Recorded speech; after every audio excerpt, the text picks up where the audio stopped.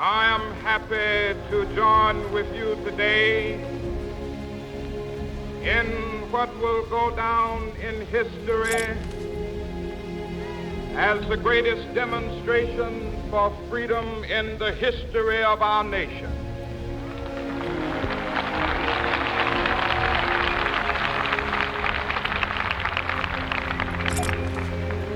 Five score years ago, a great American in whose symbolic shadow we stand today signed the Emancipation Proclamation. This momentous decree came as a great beacon light of hope to millions of Negro slaves who had been seared in the flames of withering injustice. It came as a joyous daybreak to end the long night of their captivity. But 100 years later, the Negro still is not free. 100 years later, the life of the Negro is still sadly crippled by the manacles of segregation and the chains of discrimination. 100 years later, the Negro lives on a lonely island of poverty in the midst of a vast ocean of material prosperity. 100 years later, the Negro is still languished in the corners of American society, finds himself in exile in his own land. So we've come here today to dramatize a shameful condition. In a sense, we've come to our nation's capital to cash a check. When the architects of our republic wrote the magnificent words of the Constitution and the Declaration of Independence, they were signing a promissory note to which every American was to fall heir. This note was a promise that all men, yes, black men as well as white men, would be guaranteed the unalienable rights of life, liberty, and the pursuit of happiness.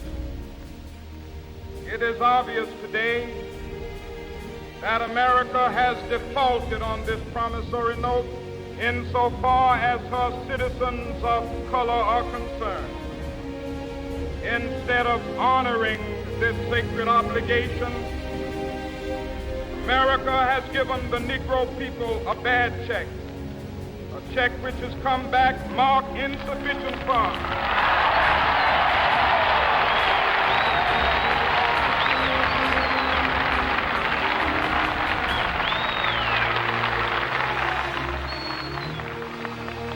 But we refuse to believe that the Bank of Justice is bankrupt. We refuse to believe that there are insufficient funds in the great vaults of opportunity of this nation. So we've come to cash this check, a check that will give us upon demand the riches of freedom and the security of justice.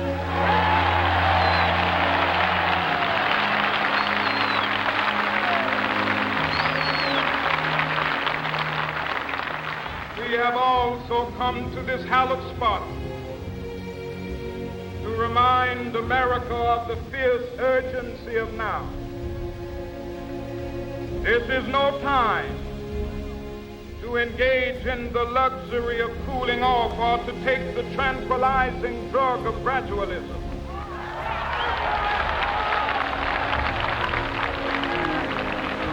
Now is the time to make real the promises of democracy. Now is the time to rise from the dark and desolate valley of segregation to the sunlit path of racial justice. Now is the time to lift our nation from the quicksands of racial justice to the solid rock of brotherhood. Now is the time. Make justice a reality for all of God's children. It would be fatal for the nation to overlook the urgency of the moment. This sweltering summit of the Negro's legitimate discontent will not pass until that is an invigorating autumn of freedom and equality. 1963 is not an end, but a beginning. Those who hope that the Negro needed to blow off steam and will now be content will have a rude awakening if the nation returns to business as usual.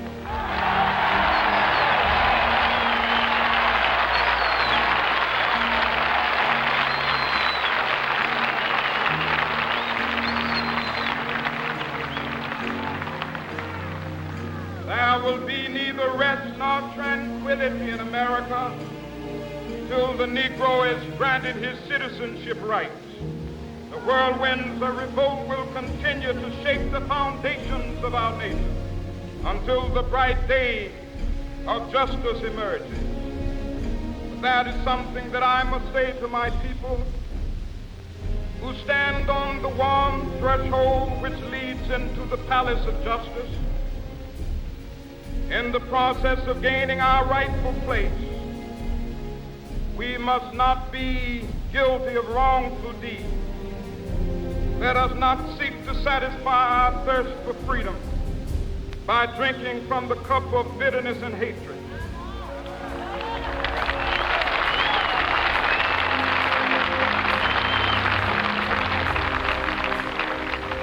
We must forever conduct our struggle on the high plane of dignity and discipline. We must not allow our creative protests to degenerate into physical violence. Again and again, we must rise to the majestic heights of meeting physical force with soul force.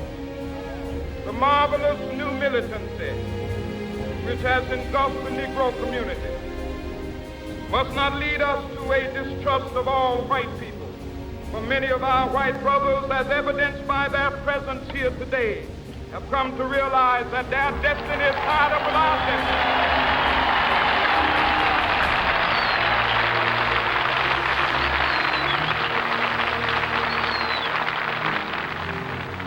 They have come to realize that their freedom is inextricably bound to our freedom. We cannot walk alone.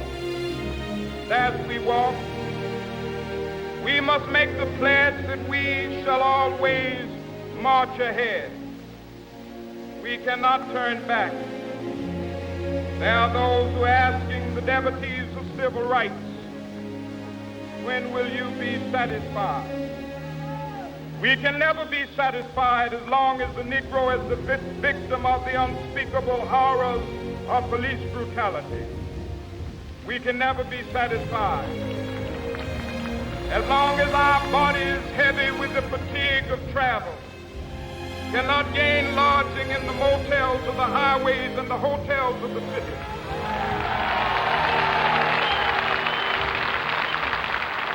We cannot be satisfied as long as the Negro's basic mobility is from a smaller ghetto to a larger one. We can never be satisfied as long as our children are stripped of their selfhood and robbed of their dignity by signs stating for whites only.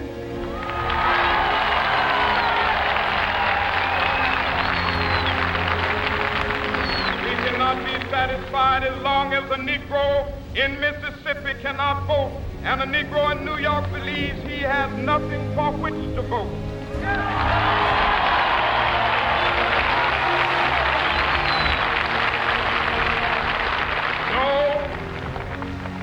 No, we are not satisfied, and we will not be satisfied until justice rolls down like waters and righteousness like a mighty stream.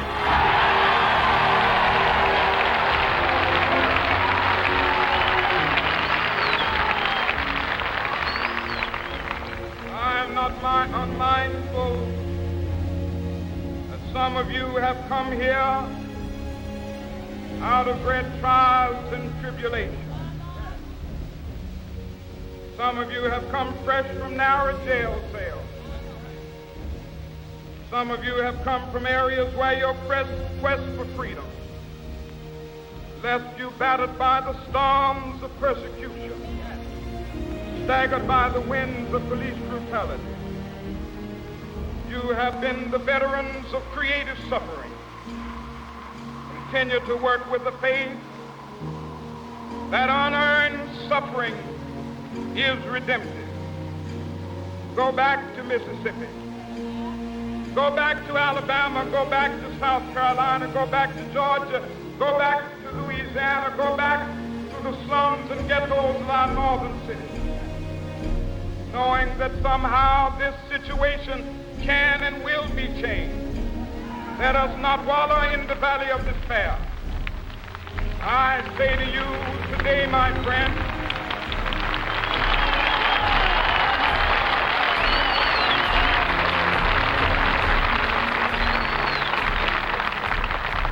so even though we face the difficulties of today and tomorrow, I still have a dream.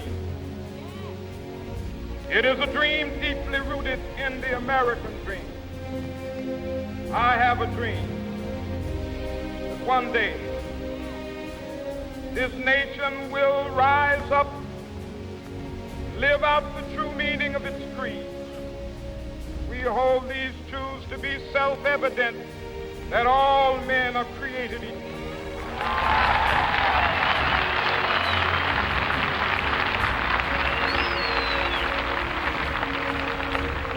I have a dream that one day on the red hills of Georgia,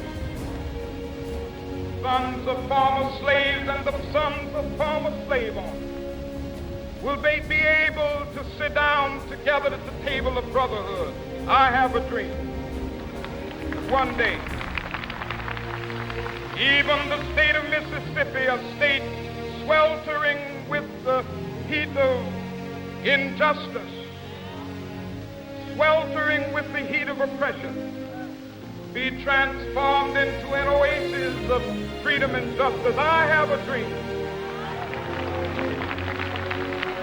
My poor little children will one day live in a nation where they will not be judged by the color of their skin, but by the content of their character. I have a dream today.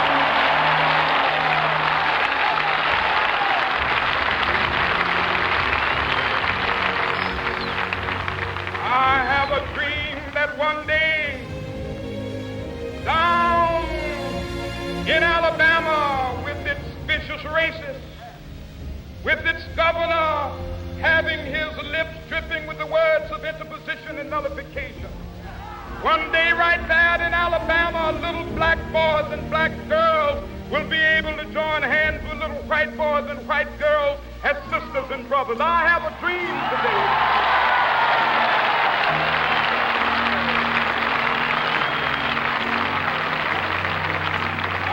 A dream that one day every valley shall be exalted, every hill and mountain shall be made low, the rough places will be made plain, and the crooked places will be made straight, and the glory of the Lord shall be revealed, and all flesh shall see it together. This is our hope. This is the faith that I go back to the South with. With this faith, we will be able to hew out of the mountain of despair a stone of hope.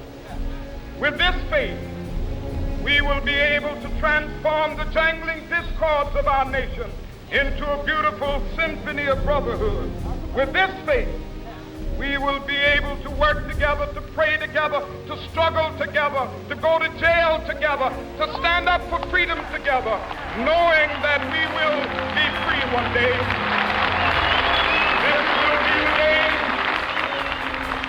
This will be the day with all of God's children be able to sing with new meaning, my country, tears of thee. Sweet land of liberty, of thee I sing. Land where my fathers died, land of the pilgrim's pride. From every mountainside, let freedom ring. And if America is to be a great nation, this must become true. So let freedom ring from the prodigious hilltops of New Hampshire. Let freedom ring from the mighty mountains of New York. Let freedom ring from the heightening Alleghenies of Pennsylvania. Let freedom ring from the snow-capped Rockies of Colorado. Let freedom ring from the curvaceous slopes of California. But not only that, let freedom ring from Stone Mountain of Georgia. Let freedom ring from Lookout Mountain of Tennessee. Let freedom ring from every hill and molehill of Mississippi, from every mountainside. Let freedom ring, and when it happens, when we allow freedom ring, when we let it ring from every village and every hamlet, from every state and every city, we will be able to speed up that day when all of God's children, black men and white men, Jews and Gentiles, Protestants and Catholics, will be able to join hands and sing in the words of the old Negro spiritual, free at last, thank God Almighty, we are